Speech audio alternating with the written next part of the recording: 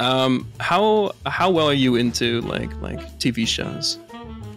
I think it depends. If you tell me the TV show, I might know something about it. Chat, what if Humpty Dumpty hatched into a dinosaur? I do know Jimmy's mom! So like, how much of a fan are you? No, she's a zoomer.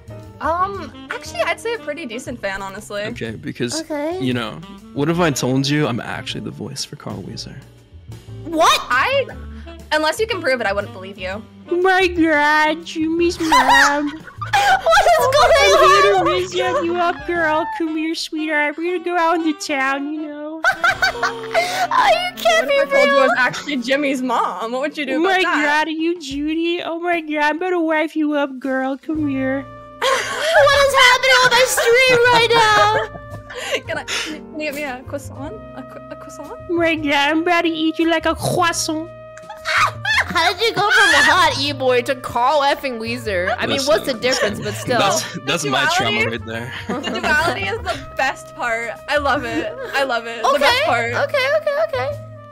Alright, well, let me go ahead and ask you guys a question. How about